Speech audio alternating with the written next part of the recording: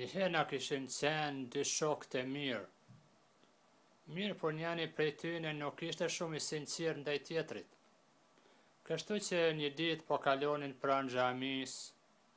Në atë moment thirrje ezani për namaz. E ky jo i sinqerti po i thet këtij tjetrit: "Ktyre, shko dhe falu me hoxhën." Dhe pasi ta mbarosh namazin, ndaloju pak edhe bani pyetje hoxhës, ashtu që ta vënosh se unë kam punë pak deri në shtëpinë e tij.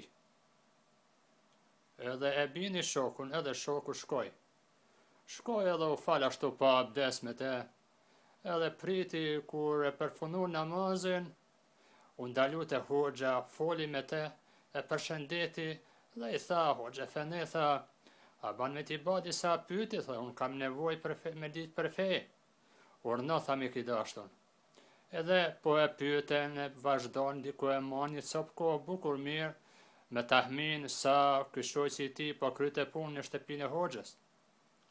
Edhe mirë po hoxha po i tregon shumë mirë, edhe ky u bin me fjalët e bukura të hoxhës, me këshillat e mira, por ky u ni fajtor shumë.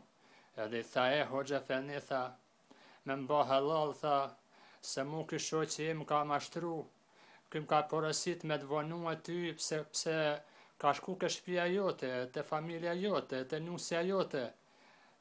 Unë një vedin fajtor, po më bën halal, aman se të ka marrë qaf ty edhe vedin."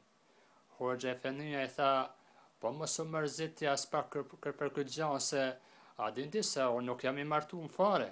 "Si? Nuk je i martuar ti? Po atëherë ku pas ka shku ky shoku im? Ky pas ka shku ke shtëpia ime, ke nusja ime, me siguri. Ashtu duhet me qenë. Çka ta ban miku, nuk ta ban asan miku,